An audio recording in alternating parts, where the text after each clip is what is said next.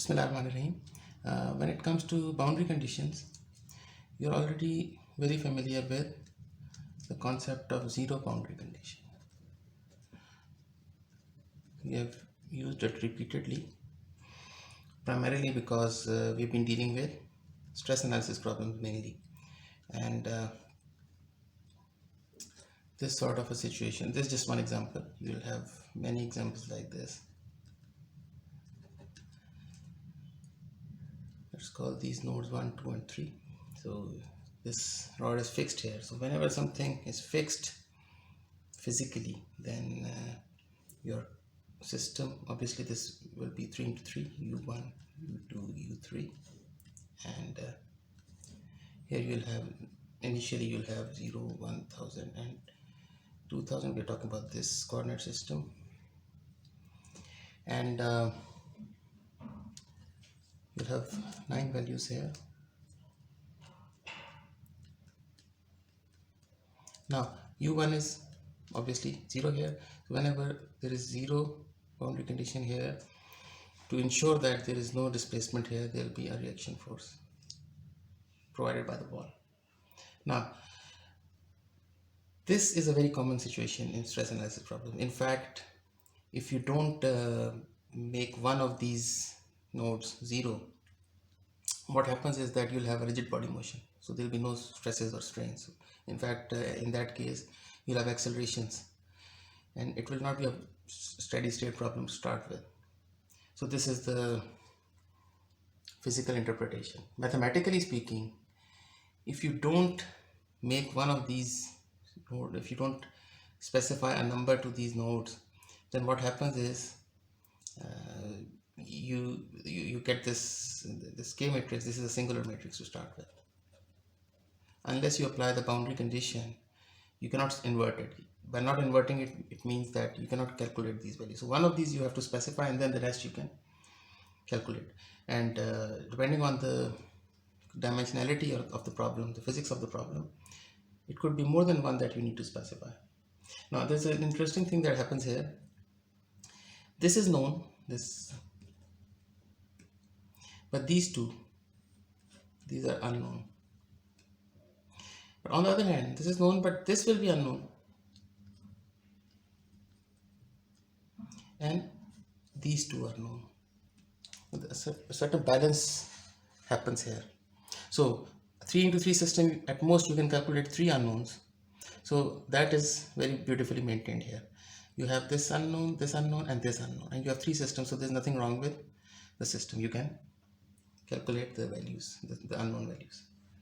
Now, zero boundary condition, which is a very prevalent boundary condition in stress analysis problems, doesn't happen in, for example, heat transfer problems much, because there's nothing special about a temperature of 0. So you will always have temperature values, mostly you'll have temperature values different than 0. So we must be able to handle the non-zero boundary conditions as well. And even in stress analysis problems, if you recall, there will be many zero displacement boundary conditions, obviously, but if you recall this situation where there was a gap, you have done this problem, 0.3 millimeter, let's say this. Now in this case, you specify zero boundary condition here, but here it's a non-zero boundary condition, and you had done this. If you recall, we were able to solve this by solving the system of equations simultaneously. You have 3 equations, you put the values of 0.3 here, and then you expand the form and then calculate the value of u3 in terms of u1, u2, etc., and then putting in the values. You can always solve them, because once you have applied the boundary conditions, there's nothing mathematically difficult about it. But we need to figure out a way of finding out what to do when we are encountering non-zero boundary conditions, so that we are able to do it using some sort of an algorithm. That putting the value from equation 1 to equation 2, that sort of thing is all right for manual calculations, and especially for smaller systems. But when you're going to rely on some sort of algorithm, you need to have a proper arrangement for that, and we don't have that arrangement yet. But before that, Let's just recall what we did when we encountered the zero boundary condition. For example, this is the situation you have, and here you have u1, u2, u3, u4, u5 and u6, because here we want to find out the difference between 0 and non-zero. And if we say, just for example, u1 and u3 are zero boundary conditions, then what happens is, just like this scheme, if this is 0, this is known, and this is known, then here the reaction force is unknown. Here the reaction force is unknown. Now these values, these will be known. Where you have unknown displacements, then the forces will be known. And one point here is important. Even if there is zero force somewhere, one of these could be 0. Just like this could have been 0. Instead of 1000, you could have 0. But 0 is also a known thing. So there's nothing unknown about it. So again, these are the known forces. These are unknown. Similarly, these are known, but these are unknown. So that balance is maintained here. Now, what we did here was very simple. We just eliminated the rows and columns that corresponded to these boundary conditions. We just ignored this and we ignored this one. The result was simply 58, 10, 6, 0, 10, 48, 2, 11, 6, 2, 60, 20, 0, 11, 20, 62. This was our result of application of boundary condition. Obviously here we have u2, u2, u4, u5 and u6, and on the right hand side you would have known forces. I'm not going into details here because this is just a recap. So this is how you solve it, and because it's a non-singular now, this matrix is not singular, this is a non-singular matrix. You have located it somewhere by holding two of the nodes fixed, and so this is a non-singular matrix, that is, it is invertible. And by invertible I mean you can take it to the other side, whatever the process, it may be Gauss elimination or Cholesky decomposition or whatever, that is basically our next topic. Whatever way we find convenient to find the values of u2, u4, u5, u6, we can do that. And the beauty of this is that it is still symmetric after application of boundary conditions.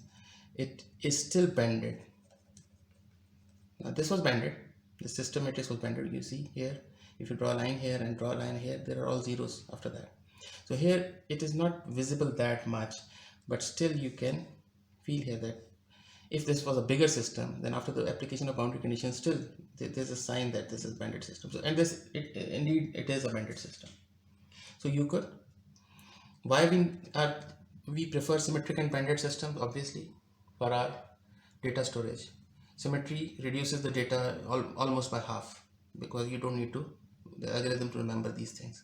Banded reduces it even further, because there are certain bandwidths after which there are zeros, so you don't need to remember zeros. So this was the scheme of the zero boundary condition. This is just a recap, you recall this. Now when it comes to non-zero boundary conditions, what is our goal now for non-zero boundary conditions? We need a similar approach. By similar, we mean, let's call it a non-zero boundary condition problem. This is the topic for today, because zero boundary conditions you are already familiar with. We need an approach that is suitable for us.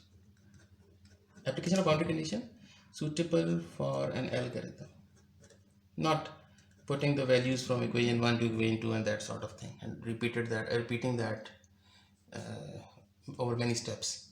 You can do it, but when the system becomes large and you are relying on some sort of a computer, then we need something like we just discussed here. We just removed this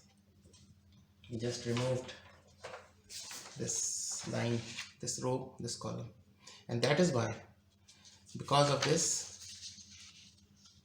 process of removal. This is called elimination method. You may not have heard this phrase, elimination method, this fancy phrase, but we have been doing it all along, so nothing to worry about. Now, we would prefer whatever our scheme will be to handle non-zero boundary condition, that we still get symmetric matrices after application of boundary condition. We have discussed why. We would also prefer a banded situation, so that the banded nature retains, so that if we use some sort of algorithm that bases itself on symmetric and banded system, we are able to do it. If we use a simple algorithm, obviously even then we'll be able to do it, but we would like to keep our options open.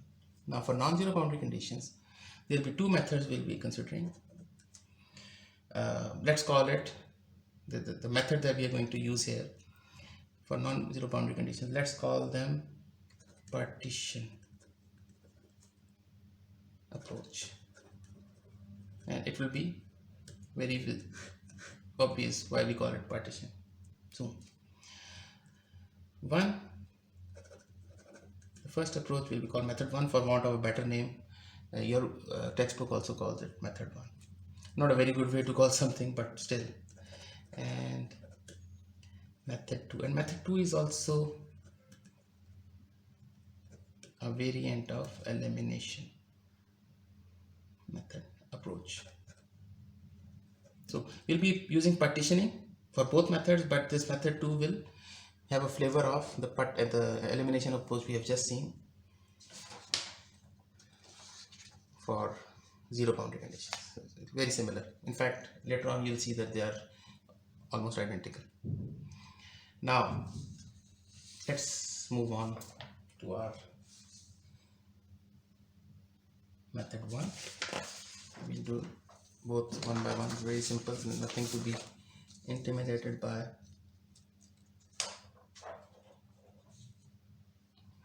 Now here, first of all, the first condition here is that this is kind of a limitation for method 1 also, and that is that when we say we are using the same matrix just for uniformity's sake, so that we can compare them different methods.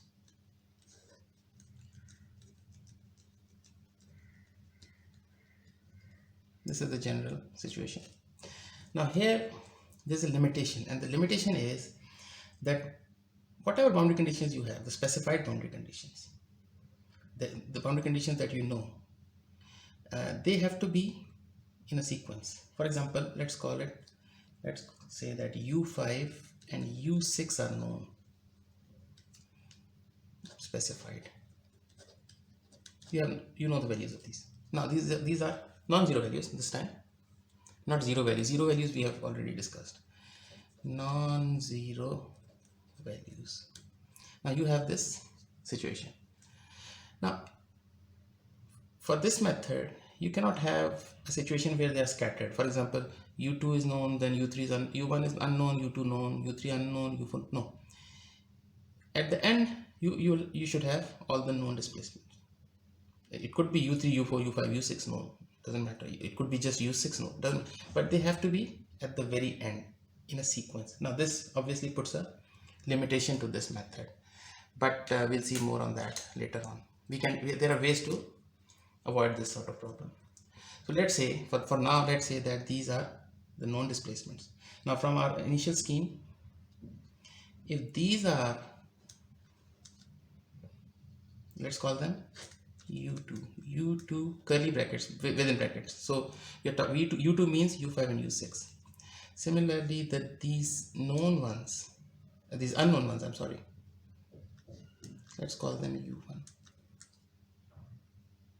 u1 means u1, u2, u3, u4.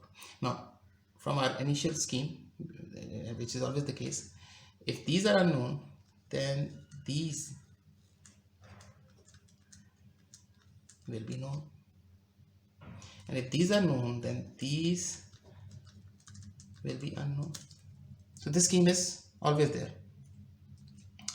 Now if that is so, then and just for clarity's sake, just let's write this down. U1 vector of unknown degrees of freedom. U2, this is the vector of, now this vector may have any number of elements in them, vector of known degrees of freedom. By known we mean specified non-zero. This is, we are talking about non-zero here system. Zero is very simple. Now conversely, F1, if this was unknown, then F1, these are known. Vector of known forces, and F2 vector of unknown forces. These are actually the reaction forces. Wherever you have specified boundary condition, you'll have some reaction force. So this is the scheme. Now if this is so, then let's partition. Now here the word partition comes for the first time, and that hence this is called partition method. Please consider, just like we partitioned these vectors, subpartitioning, let's subpartition this K matrix also. What's so special about this matrix? These values are all being multiplied by U1, U2, U3, U4, 44, U1, minus 12, U2, 3. Similarly, these elements, these 8 elements, these get multiplied by this and this. For example, 0 U5 plus 0 U6. Similarly, this partition here and this partition here. Similarly, these multiplied by this, this multiplied by this.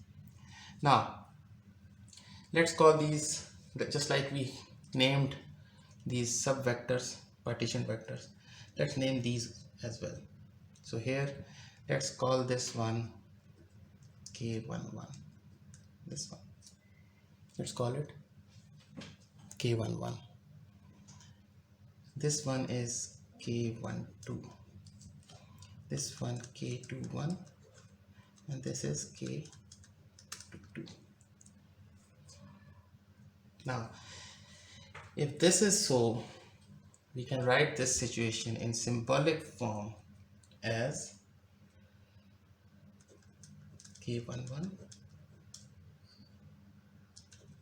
K12, K21, K22, subpartitioning. Again, U1, U2 is equal to F1, F2. Now it's very obvious that if there's flexibility here, you have 4 by 4, 4 into 4, then you have 4 into 2, 2 into 4, and then 2 into 2. But if this was, if you had 3 degrees of freedom known, specified, then you would have very simply 3 by 3, 3 by 3, 3 by 3 by the end, so on. So there's nothing that is difficult about this. The only requirement is that all the known degrees of freedom must come at the end without any interruption. Now if we open these values, open this equation, just simply matrix operation, we are still in the symbolic domain.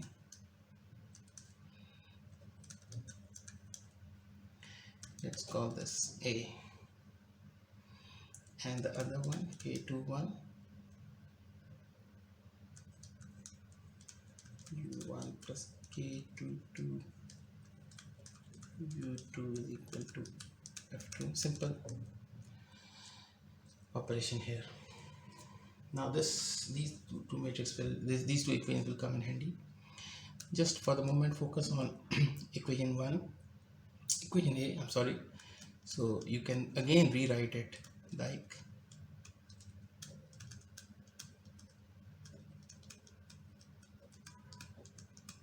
this. Now the beauty about this rewriting in this way is that obviously by definition you'll be given this, you'll have this, or you'll assemble this.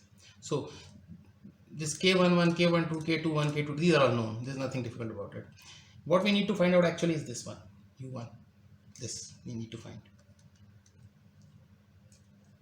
This is the basic operation of FEM. Always the displacement vector, unknown displacement vector. Now let's look at the right hand side.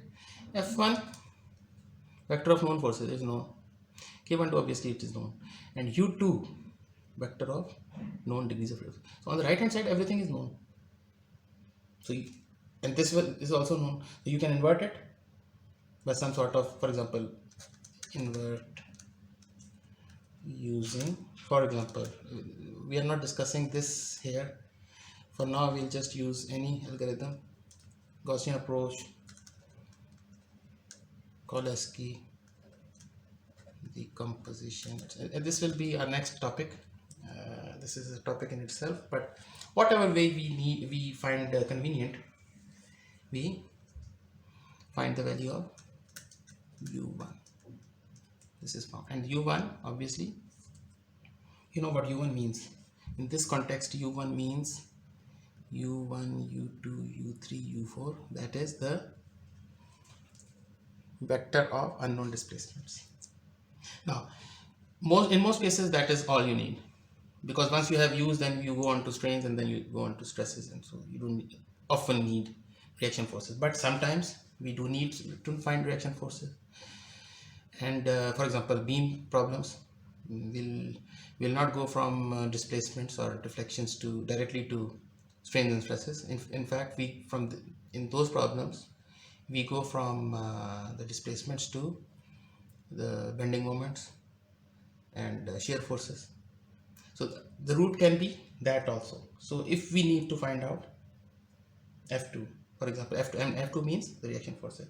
If we need to find F2, there's nothing again difficult about it. This B equation, because F2, once this U1 is solved here, you have this U1 ready with you, then this was already known. This now you know. K22 was known. U2 from the start, it is a known vector, so you can find F2 using B if necessary. This is as in if required. This step is always there. So this is as simple as this. Now, because it's very simple to do, I'll leave it to the students to solve this problem. I'll give some sample values. If U5 is equal to 6 millimeter and U6 is equal to 8 millimeter, and F1, F2, F3, F4 I'm talking about, because these have to be known. 300, 700, 700, 1200, for example.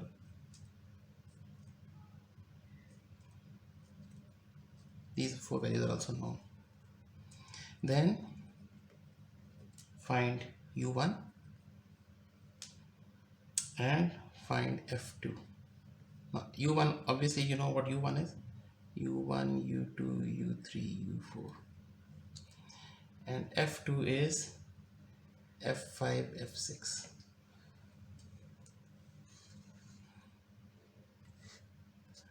This is your practice come homework, because it's very simple to do. You just, all you need to do is just follow this. First you use this to find U1 and then you use this to find. And it's very easy. I'm not going to do it here. Now,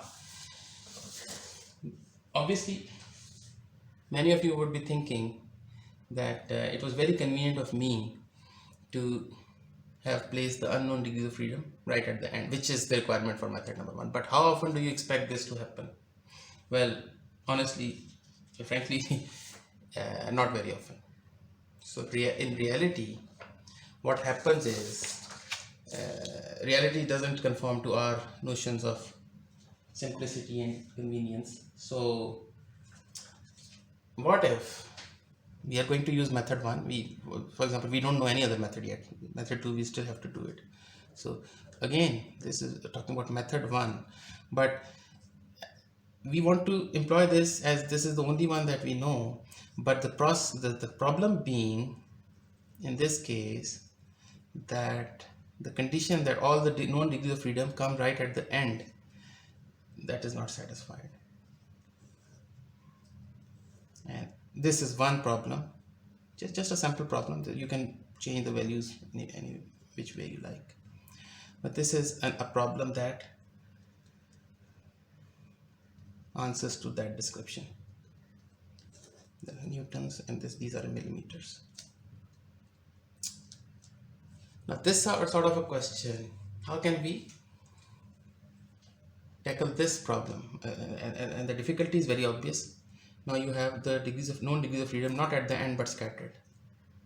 So the question is, find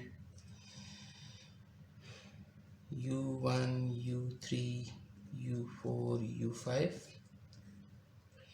and f2, f6. These are known, these are unknown, these are unknown, these are known. So that thing is constant everywhere. Now what to do? And here this is this point where this method becomes slightly inconvenient, and hence when we do method number 2, most of you will find, as many people before you have found, that method number 2 is slightly better in this respect. But we'll come to that when we come to that. So first of all, we have to reorder the system so that, because the limitation of method 1 is that you have to have the known degrees of freedom at the end. So somehow we have to put this thing, we have to take it here. But is it simply a matter of taking this row and taking it here? No, because that will disrupt the whole system. Let's imagine this 44 multiplies by u1 minus 12 multiplies by u2. Now if you simply take this to this point, then minus 12 will be multiplying with u3, which is wrong. You're disrupting the whole thing.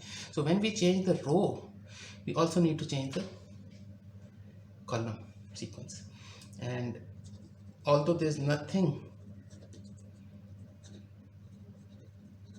that is difficult about it, but it requires some work. Let's do it. And once that is done, you'll see that the rest is very simple, like when you attempt the last question. It is very simple. 44. Now keep in mind that this u2 will be going right under u6. So this minus 12 should come at the 6th place. Now this 3 should come at the 2nd place, because now this u3 will be at the 2nd place. So what we do here is 3, this shift every element to the left, and this comes to the right. This is the only way you are going to maintain the balance. Now u2 line, obviously it goes at the end.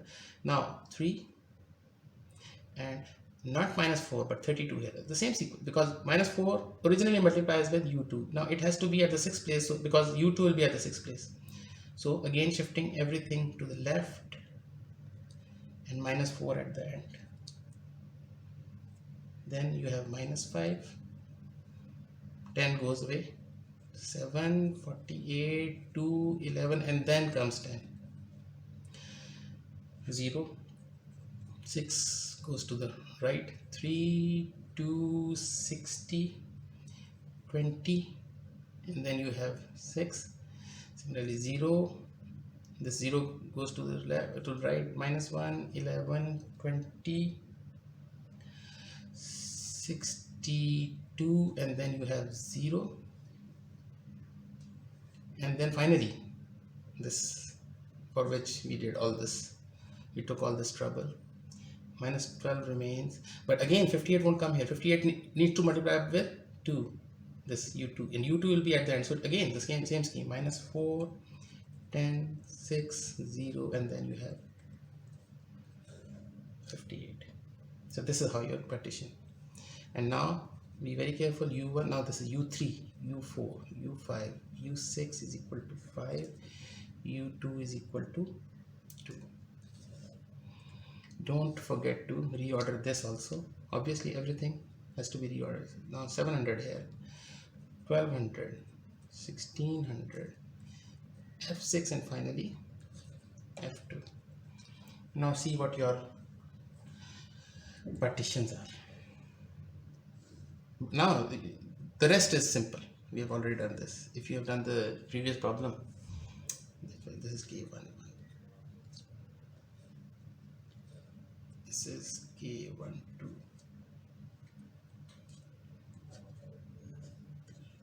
K21, K22. Similarly, U1, U2, F2, F1. The rest is very simple. Recall from the previous section that K11 U1 is equal to F1. This is equation A. Now right hand side, as we just saw, F1 300, 700, 1200, 1600 minus K12. Now this K12, 0 minus 12 minus 1 minus 4, 11, 10, 26. This multiplied by U2. U2 is 5 to known. So all these are known. Now this one is 4 into 2. This one is 2 into 1. So when you multiply them together, you should get 4 into 1, as you should, because this is also 4 into 1. And then you will be able to subtract them. And when you subtract them, you have the situation where AX is equal to B. Then you can use any algorithm that you like. For now, you may use Excel or something.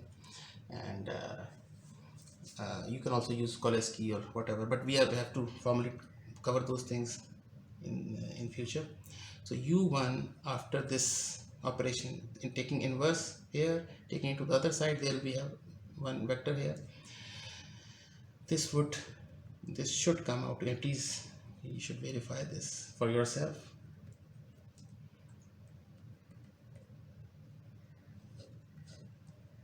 Oh, this is U1, obviously U3, U4, U5. This is your first part of the problem. We've taken care of this one. Now you also want to find F2, or otherwise F2 and F6. Now, F2 is simply, again, in this case, if we want to find this out, here we do. So F2, we're talking about equation B now. F2 here for our purposes is F6 and F2. Make sure this is not F2, F6, F6 and F2. This is the sequence now. Now this is, if you recall, nothing but F2.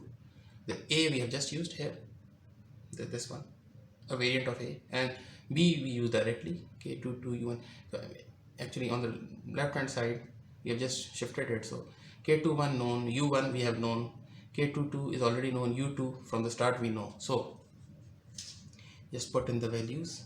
Please verify that this is the case.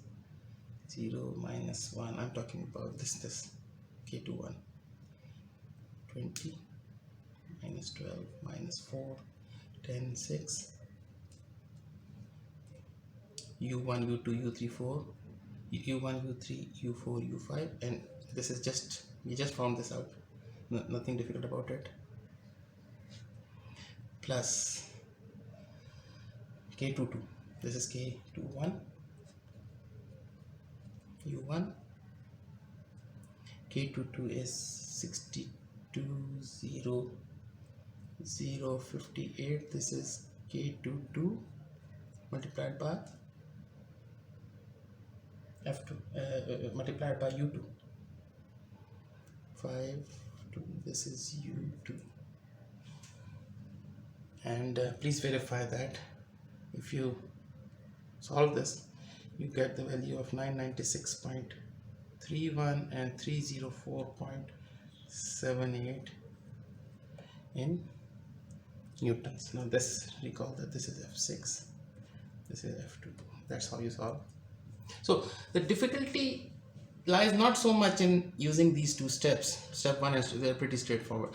For this situation, the difficulty lies in the fact that you have to reorder your system so that you get the conditions fulfilled to be able to use method number 1, and that is what is problematic for many people. Now, what about method number 2? Now, this method number 2, this solves this problem. There is no need to reorder anything.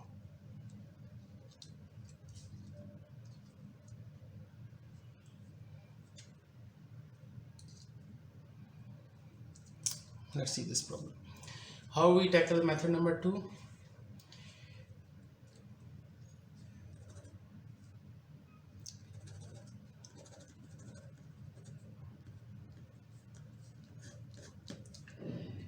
We'll take the same problem, but here we'll not be needing to rearrange anything or reorder anything. That's a big plus for us. So let's see how that happens. The problem will be the same. u1 u2 is equal to 2, u3 u4 u5 u6 is equal to, again scattered, so they don't occur at the end. So if it was method 1 we were talking about, then we would have needed to rearrange this. None of that is needed here. We have 300 here, f2 unknown, 700, 1200, 1600 and f6 unknown. Now you are familiar with this process, that if u is unknown then v is known and that sort of thing. Now the first step, we'll just borrow from the last development, method 1. Partially they are the same, so this step I'm not going to repeat.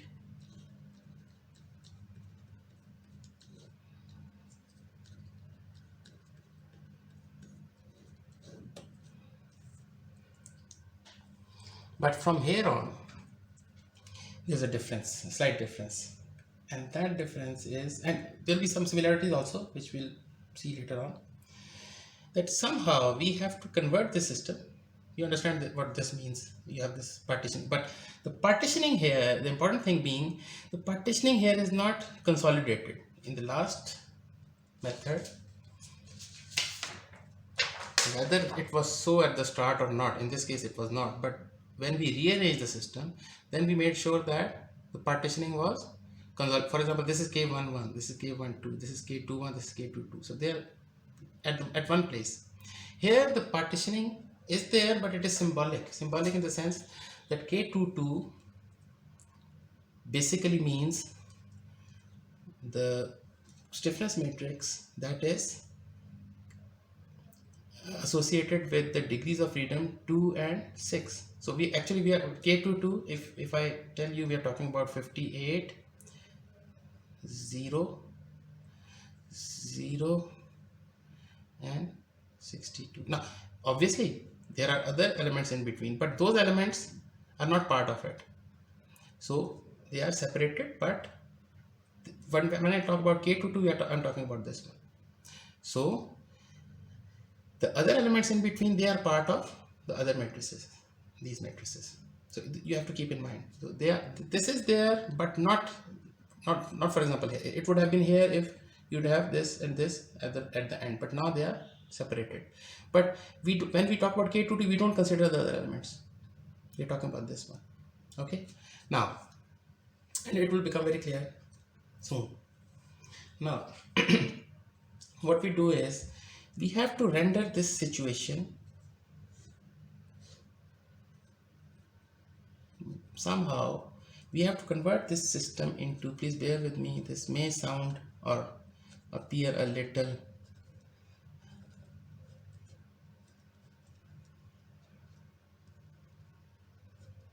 complicated, but believe me, there's nothing complicated about it. You'll soon understand it.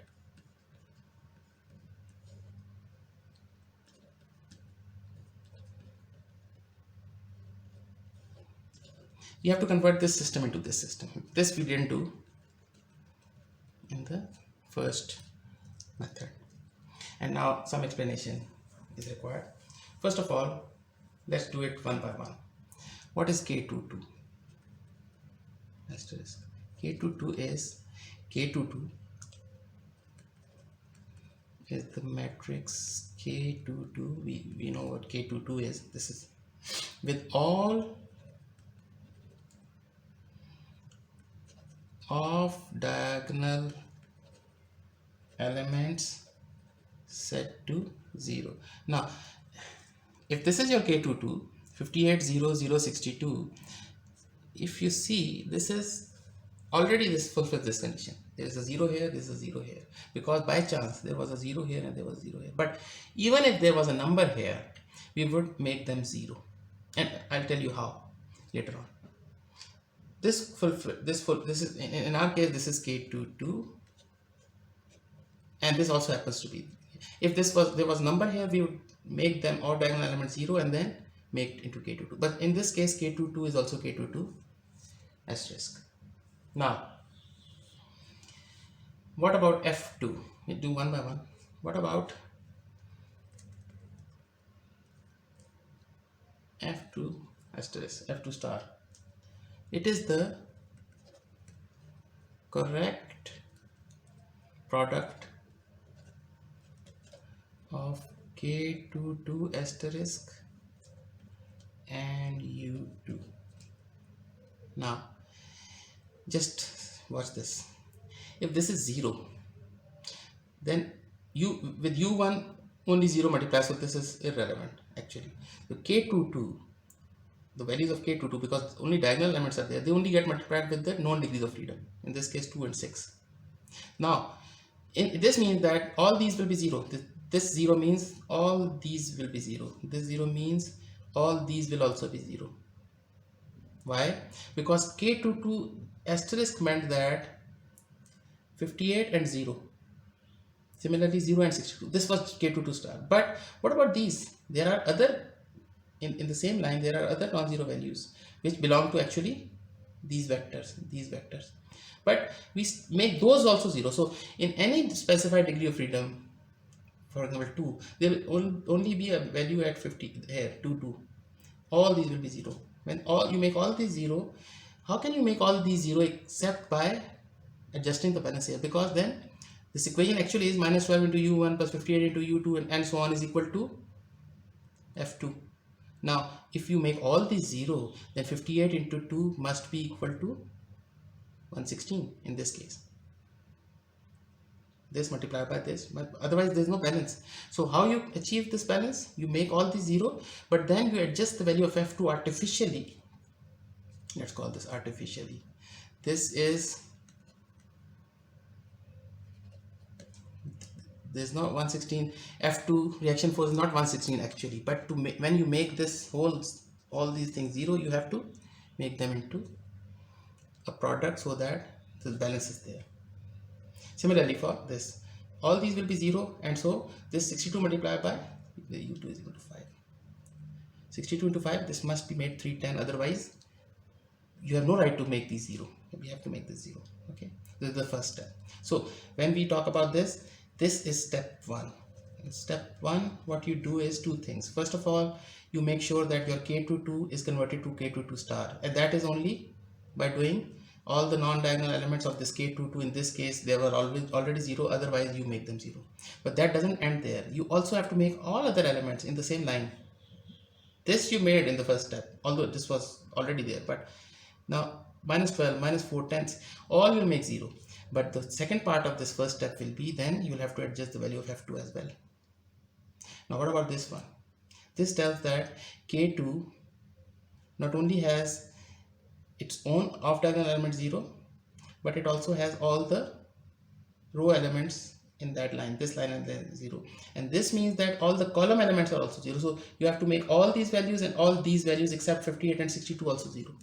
So this is step 2. We do step 1 first and then we do step 2. And how we do step 2? How do we have a right to just make all of these 0? Recall that this minus 12 multiplies with 12.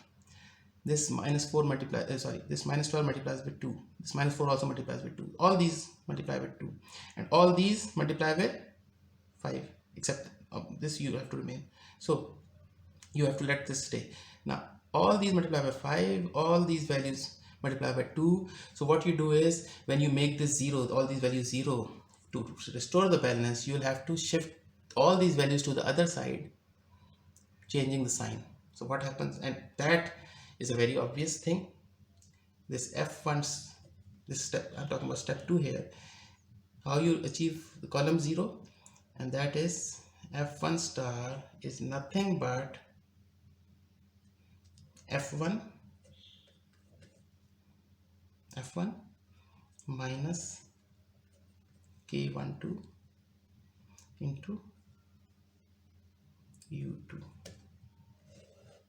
this F1 star, because actually the actual equation is K11 U1 plus K12 U2 is equal to F1, but we converted the system into K12 became 0. K12 means all these values. Now this became 0, so the equation should be K11, the equation K11 0, this K11 K2, actually it is K11 U1 plus K12 U2 is equal to F1. But if we make this 0, then this thing K12 U2 goes to the other side, K12 U2, so F1 minus K12 U1. So this is the value of F1 star. So this is step 2. This is how we do it in 2 steps. First, we make sure that for all the degrees of freedom specified, we make sure that there is no element except the diagonal element in their line, in their row. And in the second, and for that we also adjust these values artificially.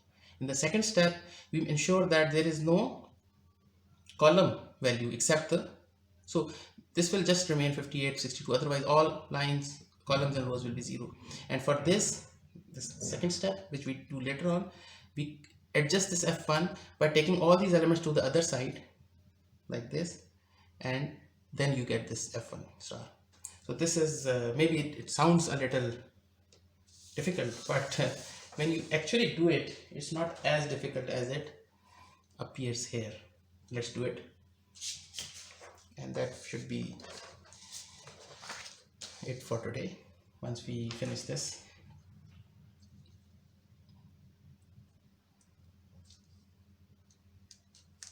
so I'll just copy the problem here, the same problem. U1, U2 is equal to 2, U3, U4, U5, U6 is equal to 5. This is the same. Deliberately we are taking the same problem so that there's a basis for comparison. 700, 1200, 1600, and you have F6 here. So without much ado, let's start. Step 1. Step 1, recall, our goal is except this and except this, all these must become 0. This is step 1, simply this. So let's do it. And obviously there's a balance to be maintained, but we'll come to that. Minus 12, there is no change here. Minus 5, 0, 0. Then you have this 0.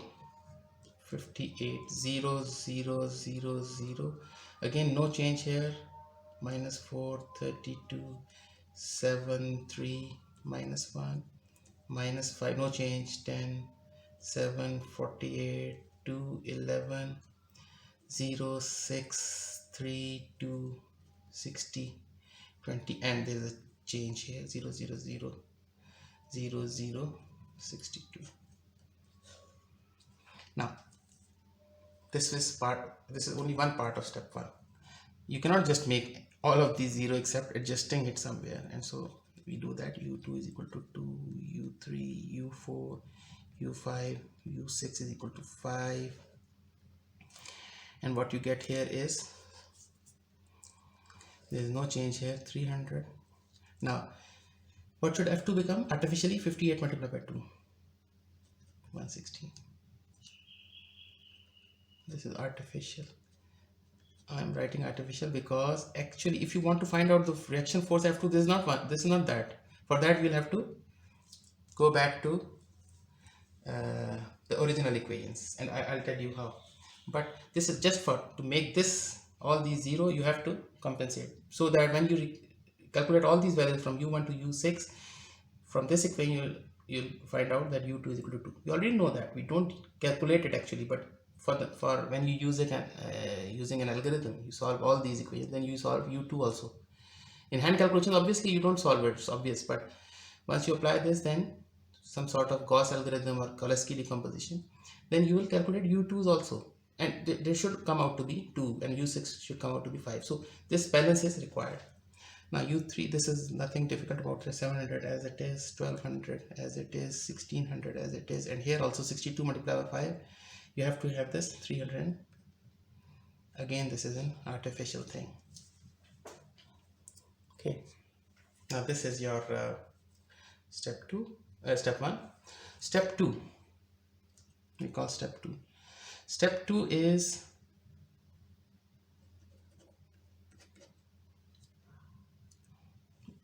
now we have to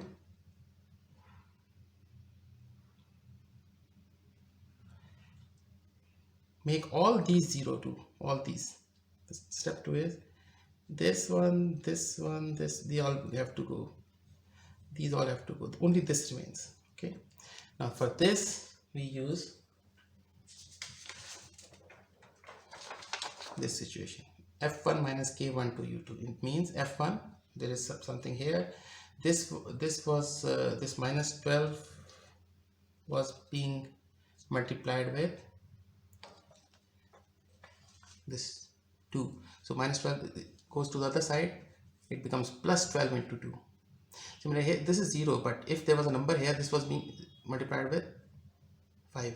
So it should have gone to the other side with a different opposite sign. And this is what symbolically this means. These are the values, these are the values, and these are the fixed degrees of freedom. So let's do that one by one.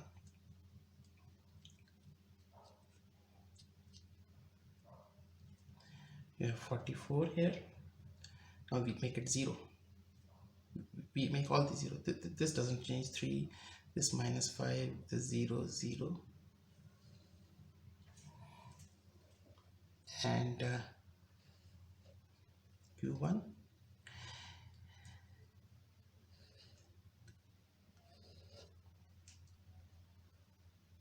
Now 300. The equation was 44 u1 minus 12 u2 plus 3 u3 minus 5 u4, and these are 0, is equal to 300. Now if you remove 12 from here, minus 12, it goes to the other side. You have to keep that balance. Similarly 0, 58, this doesn't change. This we have already taken care of in the first step. This is 116. Third one, 3. Again this 4 goes. We need all these to be 0. 32, 7, 3. This also becomes 0. Now this 4 was being multiplied by 2. So here you have 700 plus 4 into 2. No, sign changes. Plus 1 into 5. Again sign changes. Now again minus 5. 10 goes. Don't forget this 10. 7, 48, 2, 11. Don't forget this 11. So here this U4, 1200 minus 10 into 2 minus 11 into 5. There's a price to pay to make these 0. You have to take them to the other side. 0, 6 goes, 0, 3, 2, 60, 20 goes. So you have 1600 minus 6 into 2 minus 20 into 5. And finally, you don't need to have any change here because this was dealt with in step number 1.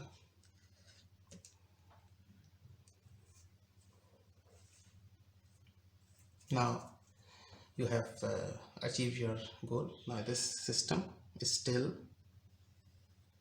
symmetric. You have applied the boundary conditions. Applied boundary conditions. It means it is non-singular now. That was the first goal. And then we had some preferences. It is still symmetric. check, it is banded, check. So now your equation solver should be able to handle this, even if it's a banded solver or it's an ordinary solver, even then it should work. So now you have this situation, and if you solve this for now, just use Excel or whatever your calculator, then Ax equal to B, basically the X will come out to be, rather unsurprisingly, it should come out to be, please you have to make sure that these values are correct. You have to verify these values. Now this is your answer, which is exactly the same as the last one. Now here there was no reordering involved, you just followed two easy steps, and that's about it. Now what about the reaction forces? We still haven't found the reaction forces. In case we need to find them, in case, it's not difficult at all.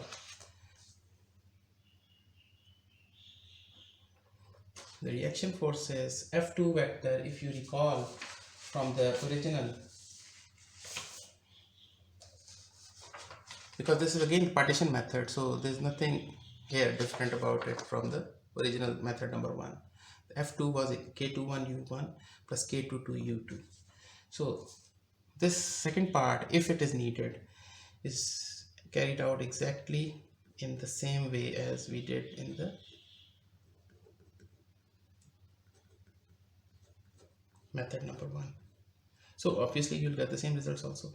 If I just put in the values here, in this case, what is revealing here, or maybe enlightening somewhat, is what about K21? In this case, K21, what is the value of K21 in this case?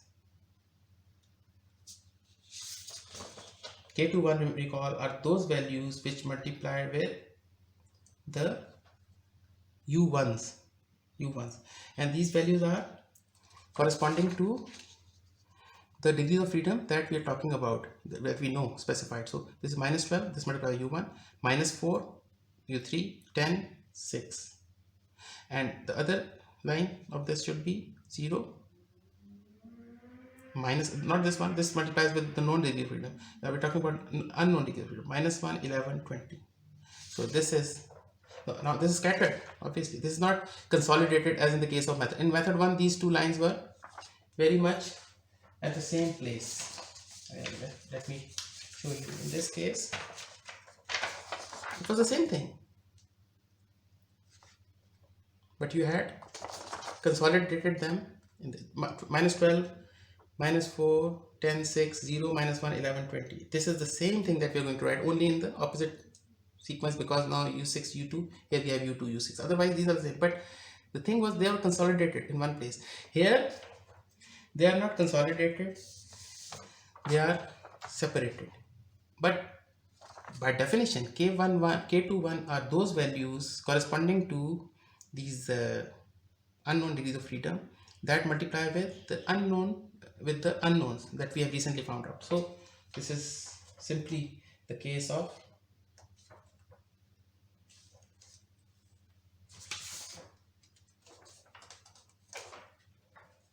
let me show you here again. These values, minus 12, this multiplies with this, then minus 4, 10, 6,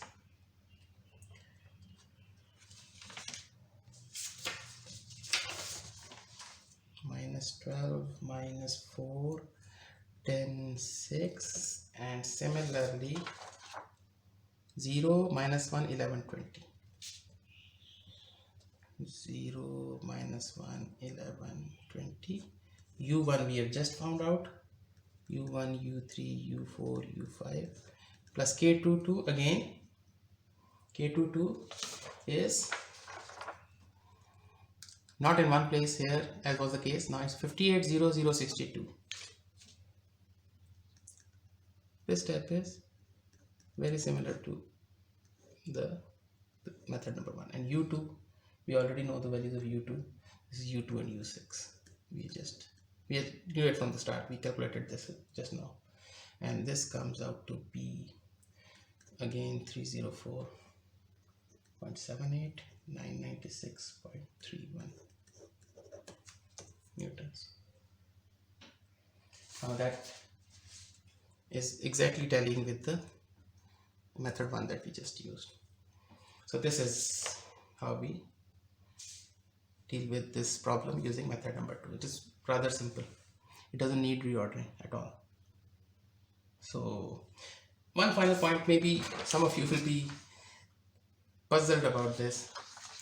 Why go through all this difficult equation when once we know all these u1 to u6, why not just use this equation? F2 is equal to minus 12 u1 plus 58 u2 plus minus 4 u3 and so on. F2 similarly F6 0 u1 plus 0 this minus 1. This equation and what I'm talking about here, these are one and the same thing. You can just you can just verify it for yourself. So if you use this formal form that was derived in method number 1, that thing, or once you know all these, then all you need to do to find the real values of F2 and F6, not the artificial values that we made just for getting these right. But when you want to find out F2 and F6 in the real world, then you again come back to the original equation, and this is nothing but the original equation. This should be nothing difficult about this one. Now finally, just a recap that we did the partition method, or the partition approach is called method 1. Then we did method number 2. Okay, often needs reordering. Method number 2 is also called elimination. Why it is called elimination? It was very clear. When you make sure that the degrees of specified degrees of freedom the K matrix and the values of K matrix corresponding to specified degrees of freedom, they only have the diagonal elements as non-zero values, other are all zeros. So in effect you just eliminate these. Ultimately 0 0 0 0, these two degrees of freedom have been actually eliminated, and that is the point where, if you recall that when we did the first question, the very first question, which was a zero boundary condition question, please recall this one. So we said that this is the situation. What if I write this down in a slightly different manner, and then you'll appreciate that these two methods, method number 2 and method number the original zero boundary condition method, actually you could have written this thing. I'll just give me some time. 0 0 0 0. Okay, then you have 58 10 58 10. I'm talking about this one. You could, instead of just writing this, just eliminating them, you could have eliminated them but written it in a form that is very familiar to what you have just done now. Now u1 and u3 are 0, so make sure that you have 44 and all these are 0. Similarly for the third line 32, you have this 32 and all these are 0. The other elements, they occur as they are. So for 40, this is 0, this is 0. The other elements, instead of this 58 will be here, there will be 0 here because of this, but after that you have 10 6 0. Similarly you have this 0 but this 10, there's 48, there's 2, there's 11. Similarly 6, you have 2 60 20, 0 11 20 62. You could have done it in this method also, in this way also. This is exactly the same as this one. you are used to, obviously you are used to removing these lines altogether, so you have a reduced matrix. The size is 6 by 6, this is 4 by 4. This is symmetric, this is bended, but still this is a smaller matrix. But this is one way of showing it. You could have shown it in the same way like this one, and these are equivalent matrices actually, because ultimately what counts is, they don't count these two, this line, this line, this line, this line, because these are trivial. You have this u1 u3, and on the right hand side for this you will have, for the right hand side force vector, here you will have 0 and here you will have 0. So this u1, this u3, 44 u1 is equal to 0 means u1 is equal to 0, 32 u3 is equal to 0 means u3 is equal to 0. Now the difference between this one and the problem that we just did, this one, is that you just don't make these 0, but you take them to the other side to restore the balance. Here we don't take anything to the other side, we just make them 0. Why? Because these values 0, the values which are being multiplied, if I use this original problem, these values are multiplied by 0, these 44, this third one, these lines are all, this one, 3 minus 4, these are also being multiplied by 0. So when you make them 0, there's no need to take it to the other side, because this is just 0. So these two methods then are exactly the same. So now you see that the elimination method that we just did is a general method, and a special case for this method is the zero boundary condition method, which is this one where you have zero boundary condition. So what you do here is you again isolate these, the first and third degree of freedom which were 0, you isolate them in that you only leave the diagonal elements and all the rows and columns are 0. These are 0 because they have to multiplied with 0, and they don't mean anything. Whatever the number is doesn't mean anything, so you make it 0, you don't need to go to the other side and restore the balance. Similarly for this, and once you have these 0, these lines are trivial anyway because you have to calculate u1 and u3, which you already know. So this is a general form of the elimination method that you have been used to. Now this is very similar to what we did method number 2. The only difference being obviously that you have to restore some sort of balance. When you make these 0, then you have to take them to the other side, because now the boundary conditions are non-zero. So in summary, we have used two methods, method 1 and method 2. Both result in boundary conditions that boundary conditions applied, symmetry is maintained, bended nature of matrices is maintained. So we have succeeded in our goal. We have also seen that the zero boundary condition method that we have been using is just a special case of the elimination method that we have studied today. Thank you very much.